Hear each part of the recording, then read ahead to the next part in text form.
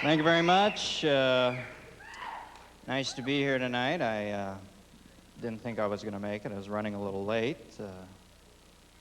Coming in from National Airport, I'm coming across the 14th Street Bridge. There's a vicious traffic jam. I figured it must have been some horrible accident. As it turned out, the kids from Fame had broken out into an impromptu production number. And, you know, they are going to live forever. Especially that Coco. Well, nice to be here, nice to be back east. I've been out in Los Angeles, LA, the only city in the world where people list CAT scans as film credits on their resume. I stopped on the way back, worked my way across the country, did a few gigs in the deep south. To be frank, I found these people anything but deep. I was in Birmingham, Alabama, working at a small comedy club called I Don't Get It. And Alabama, you talk about Darwin's waiting room, you know, I mean.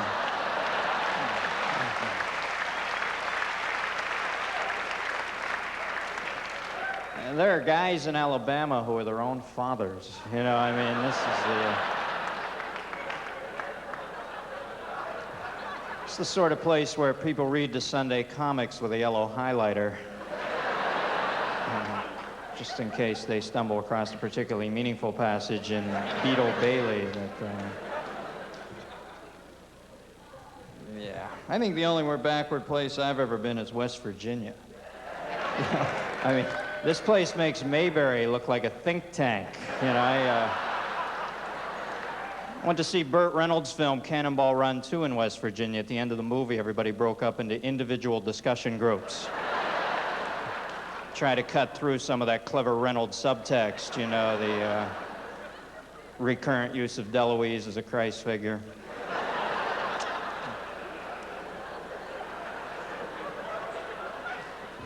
Went to my first square dance in West Virginia. There's an activity I don't get nearly enough of, huh? What is this, dancing for people without imaginations, or what? I go to dance, I go to express myself. These people are into being ordered around the floor by some neo-fascist Sam Drucker, some sort of bizarre B.F. Skinner hoedown or something. You know, what's worse than that is somebody who doesn't dance, rather they act out the lyrics to the song. Ever get stuck next to this asshole on the dance floor? Ain't no mountain high enough, ain't no valley low enough. Hey, pal, ain't no fucking dance floor wide enough, all right?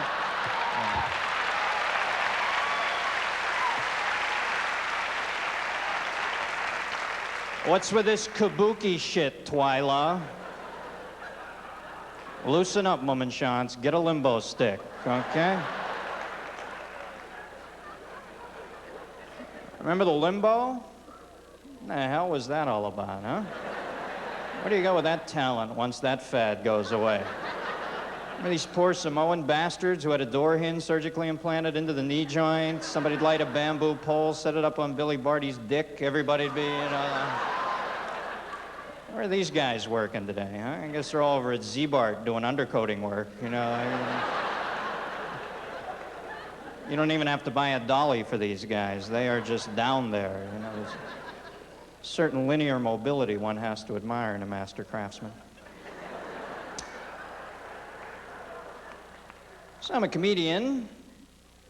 That's my job.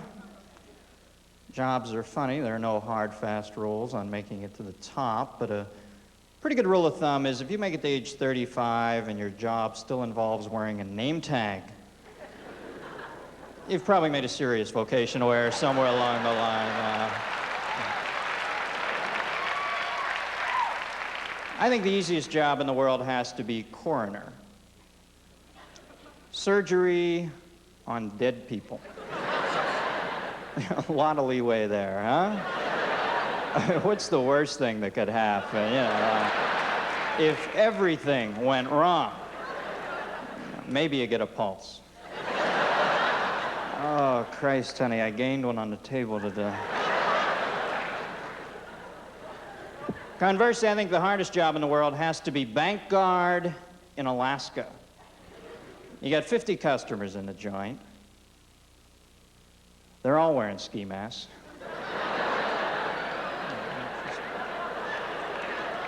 You should love it when they warn you about bank robbers. Be on the lookout. He's armed and dangerous. I think armed says it all for me. When are they ever armed and gregarious? Still, sure, occasionally you'll bump into an Amish minister packing an Uzi, but, really.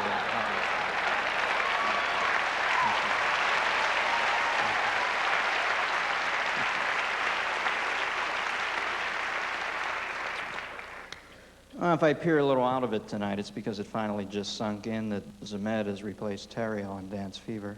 And, Adrian Zemed, there's a hoofer, huh? I don't think I've seen choreography that stiff since the Lee Harvey Oswald prison transfer. Don't you love the fact Jack Ruby got into the garage that day? There's a pretty stringent security network, huh? Hey, boss, the guy who owns the local titty bars here, he's got a handgun. Should I let him in? Yeah, let's bring him in. Who the fuck were they turning away? That's what I want to know. I'm also a little depressed in that, to me, life is merely the downtime between Publishers Clearinghouse home sweepstake giveaways. You know, if I ever do win this prize, I quite frankly don't think I'm going to show up to collect it because at some point that becomes a public admission that you opened that fucking envelope in the first place. And I'm just not sure I want to be lumped in with the rest of these winners, huh? You seen a group picture of these people? Talk about a genetic bouillabaisse. I mean, Jesus. Yeah. You thought there were a lot of zeros in the prize, huh?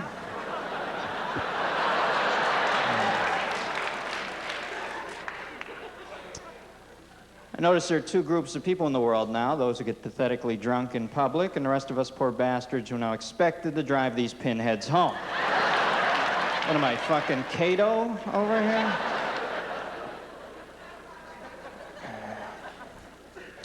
Jimmy cracked corn, and I don't care. What in the hell kind of attitude is that, huh?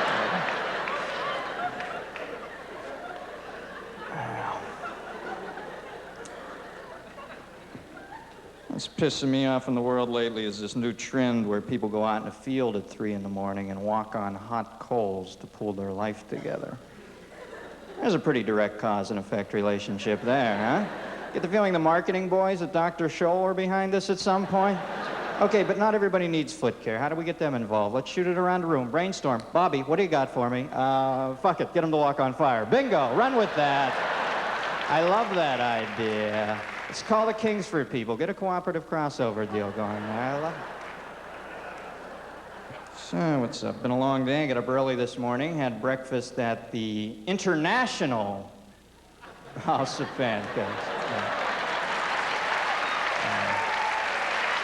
You know, as soon as you walk into the place, there's that distinct worldwide feel, huh? Yeah, I was baffled by the complex international menu, so I just had the flapjack du jour. And, you know, my syrup steward helped me with the selection. I chose a very dry maple. It was busy, but never precocious. I find it hard to believe these places are international. I mean, if you're on the Champs-Élysées, are you really gonna eat at this shithole? With this austere French captain lean into the table. Pardon me, monsieur, was that the sausage link or patty? Oh, what the hell, I feel Gigi. Let's say link. For the first time in my life, damn it, I am alive.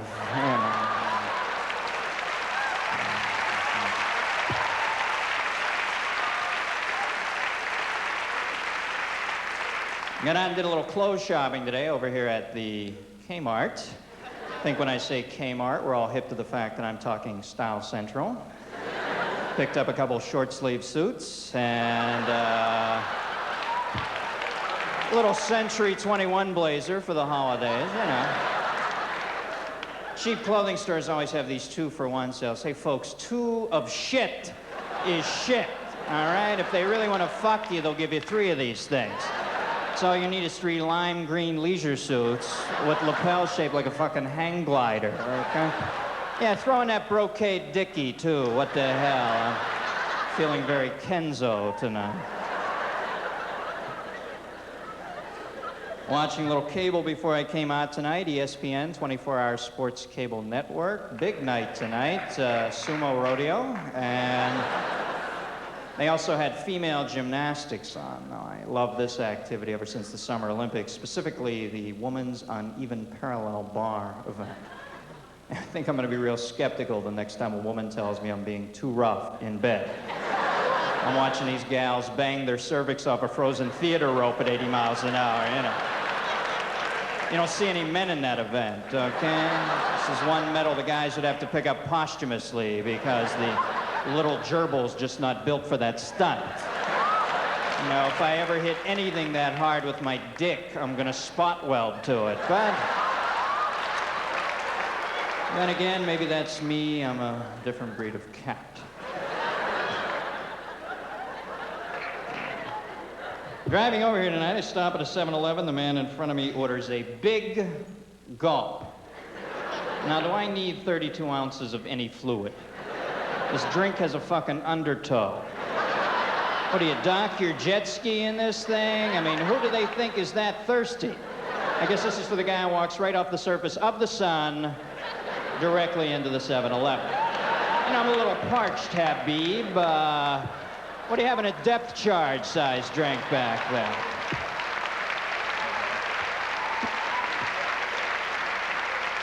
Now they have something called a super big Gulp. I can only imagine they must back a tanker truck up to your house, jam a nozzle down your throat, and start irrigating you like some personalized Tennessee Valley Authority project or something. I get back in the car, start driving, I get stuck behind a very old woman driver. I don't think people should be allowed to drive if they're old enough to remember when there weren't any cars.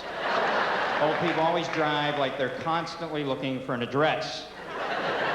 And the worst thing is the belt on her coat is hanging out of the car door, dragging alongside the ground. You just want to get up next to her, veer your car over, run over the belt, jam her face up against the window.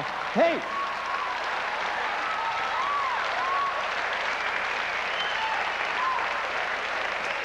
Hey, Aunt B, let's pick it up. I got a life to lead, cha-cha. I think the single most frustrating aspect of driving is the red light. You spend your whole life stopping at red lights. Then at the end, there's a very cruel irony. When you die, they let your funeral procession run the red lights on the way to the cemetery. You know, because when you're dead, it's important that you make good time, huh? Well, I'm dead, but I'm early. I'm not much for travel of any mode. When I do travel, though, I go by plane. I don't trust trains. I never have. Even as a young boy, I was skeptical. I remember those old movies where somebody would get on the train, halfway through the journey, they'd reach up above the window, yank down on that cord. You know, I don't think I ever want to be on any form of mass transit where the general public has access to the fucking brakes. I'd hate to find out we went off the tracks at 200 miles an hour because Gus thought he saw a woodchuck. So I fly. Flying has its own built-in limitations, one of which is the inevitable confrontation in the airport with the Hare Krishna. I know this is America. You can believe whatever you want to believe, but come on. These guys aren't even in the ballpark, huh? I know this isn't a true religion. It says right in the Bible, God created us in his own image, and I just know he wouldn't wear his hair like that. You know what I mean? When I think of God, I think of Barry Gibb, not Daddy Warbucks with a fucking slinky hanging off the side of his head. I mean, let's push that back, get some moose, some Tenax, something. I think it's nice to have a non-smoking section on planes. I think we ought to take it a step further. I think we need a non-speaking section. I don't know about you, every time I get in a plane now, I end up sitting next to some babbling mouseketeer who's way too happy with the airborne experience. They always feel compelled to tell me their life story from DNA up till that afternoon. And some of these people get in any kind of recliner and they think they're in therapy. I need a little peace and quiet when I fly. I'm very frightened. I won't even turn on that air blower above the seat. I always get the feeling I'm diverting power away from the jet. You know?